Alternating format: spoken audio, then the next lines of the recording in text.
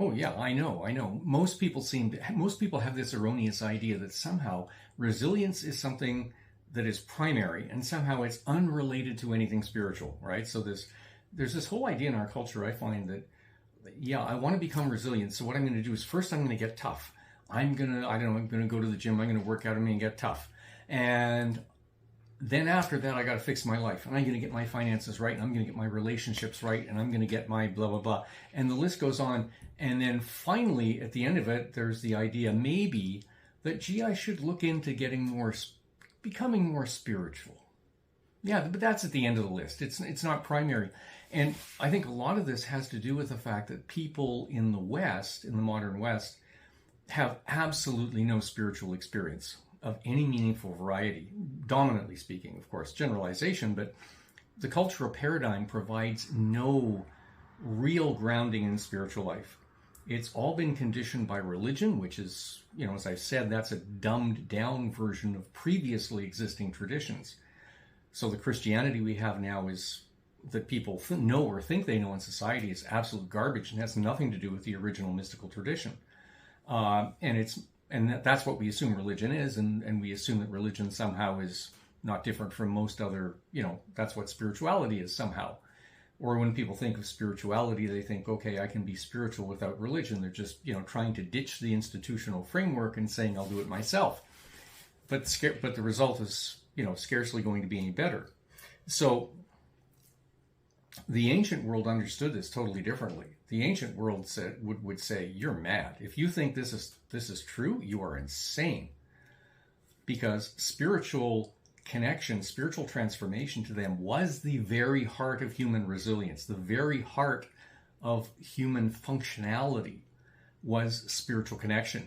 And, you take people like the samurai of Japan. Can you think of anybody who was more, hardcore than the samurai of Japan, who lived in, extremely violent times and were faced with life and death all the time?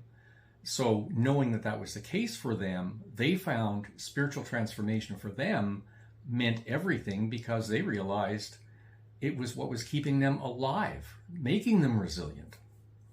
Now, that seems bizarre to the modern mind. So, how is this true? Well, part of it, you can ask yourself, let's back up.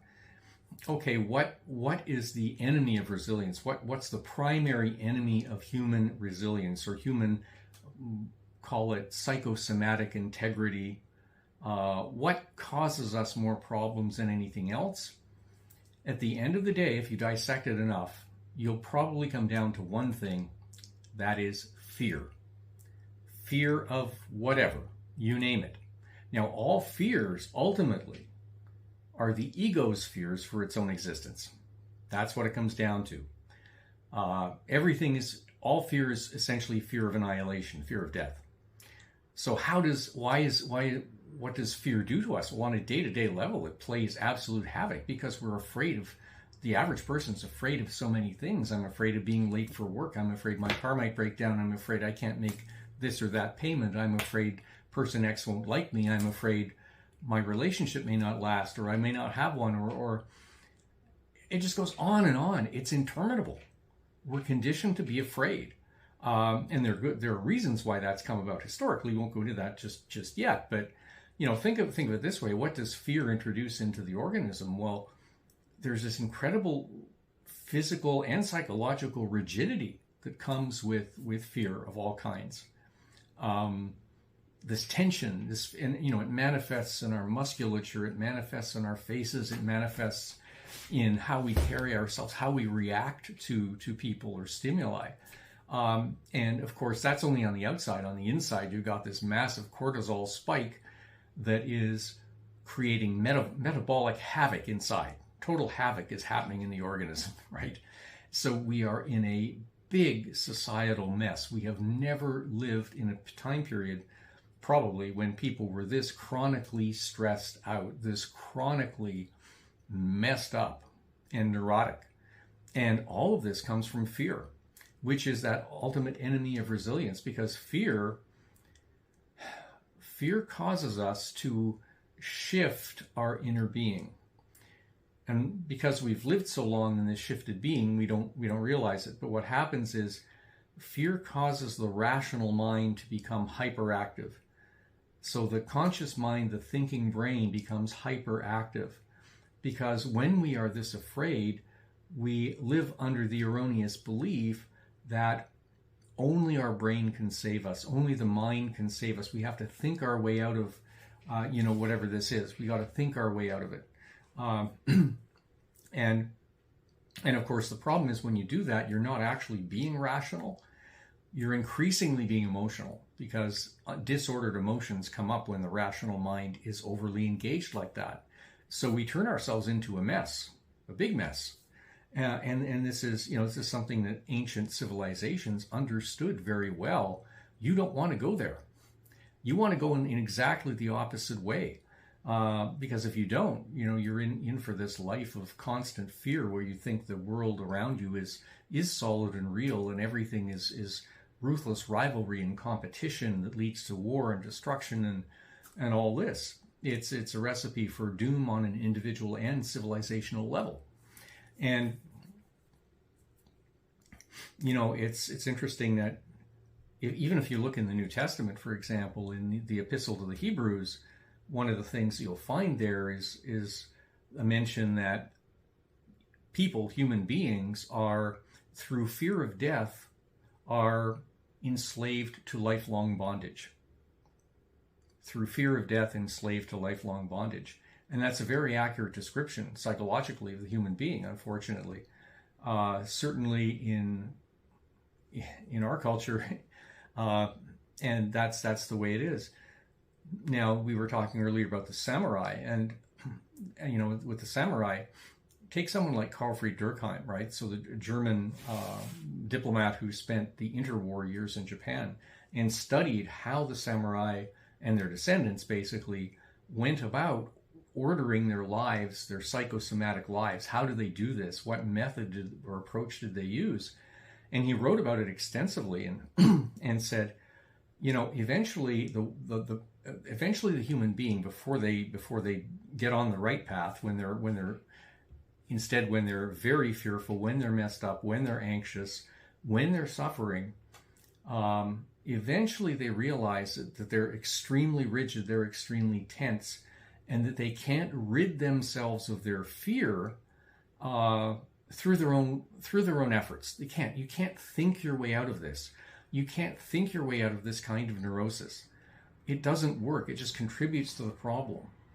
It doesn't solve anything, and nothing is solved until you shift your inner being back to its proper place, until the energy matrix that makes up the physical and psychological bodies is reformed. Until that's done, none of this matters. You can't think your way out of this. So if you are, as we do in the West, living in our heads and thinking we are our brain, we are our thoughts, we are our emotions, we really have to get back to becoming embodied and realizing that consciousness is different from what we thought and much more vast, and we can tap into it, and we can tap into the consciousness within us and around us. And it's really important to understand that there are ways to do that, right? Because otherwise we're left thinking, we're left thinking God is out to get me, that we can't we can't connect to the absolute reality. But you actually can connect to the absolute reality. Call it God, call it source, call it whatever, it doesn't matter. But the whole point is, when we shift our being to get back to who we truly are, when we find our true self, in other words, or connect to our higher self, if you wish to put it that way, then we are in fact connecting to the all that is. We're connecting to God, we're connecting to source. And that's how we're designed, right? And so the problem is not that source has anything against us. It's that we are sabotaging ourselves on a continuous basis, day in and day out. And that's been plain for ages and generations. Even back in, there's an interesting Christian manuscript that goes back to probably the very latest, the early 300s. It's attributed to St. Anthony the Great, who founded the Christian monasticism in the context of the ancient mystical tradition in the Christian East. And whether it's really him or not doesn't matter, but in this excerpt, he writes, or the author writes, something to the following effect. He says, God always does good, never does harm, remaining always the same. The divine is unchangeable. The divine is not angered. The divine is not overjoyed. The divine is, simply is.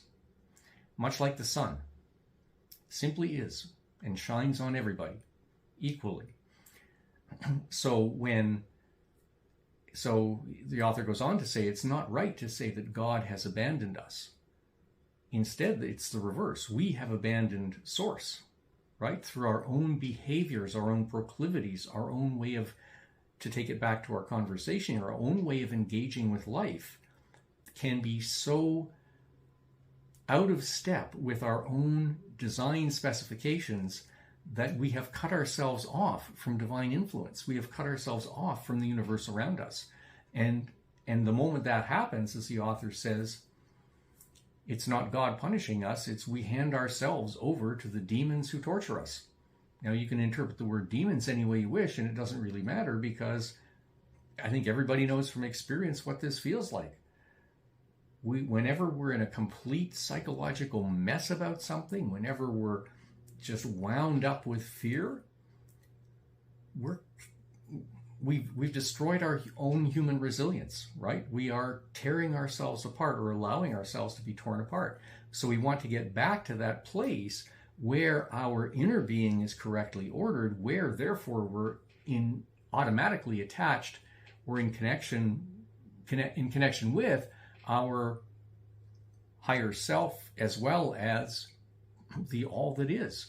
So ancient traditions knew that that was vital, because if you can't do that, you lack resilience. And it was this way for the samurai to take it back to them. If they had tried to, they realized very quickly, if they try to use the rational mind in combat, they die. Okay, if they try to use the rational mind to stay safe, they die. It's that simple. There are faculties in us as human beings that are far more powerful than our ability to think in linear terms. We tend to reduce the human mind to linear thought. That's why we think that AI mimics the human mind. Well, actually it doesn't. It mimics one function of the human mind, which is to be able to think in a linear fashion. It does it very well. That's all very nice. But that's not who the human being is, and it's not everything the human being is capable of. So getting back to, to take it back to Durkheim, he's talking about the specific methods that he uses and that he was taught when he was in Japan. And these are really ultimately about surrendering to the power that keeps you alive anyway, the power that keeps you breathing through the night, the power that keeps you going, the power that brought you into being in the first place, surrendering to that power, which is surrendering to the all that is, surrendering to Source. And through that, opening up a massive store of intuitive guidance that otherwise we block off completely. And this is, again, how we become more resilient. We become more sure of ourselves because we're not debating with ourselves. We are guided, and guided far better than our rational brain is going to do, because the rational brain is always deceived by your emotions. It's almost impossible to make a totally rational decision in that sense. And I think we all know that. So we want to get back to the place where we're surrendering to this energy that sustains us. And that's what's going to regulate our metabolism, make us healthier, make us happier. And that's part of the point. So true spiritual life will always be making you more resilient. It won't be breaking you down. And that's a very good barometer to use when someone is looking at spiritual paths, to realize, it helps you realize, for one thing, the difference between authentic traditions that can give you real benefit and dumbed down religions, which often are busy making you more neurotic, right? So these are the kind of things you really want to look into and to understand. And yeah, I definitely, if we had time, I'd go into more of how the samurai actually did this. and what that tradition is, how to surrender inwardly, because it's incredible and it is something we teach, but I can't go into it here for obvious reasons. It's just too much. But hopefully we'll have time sometime to maybe do a different session and go into that.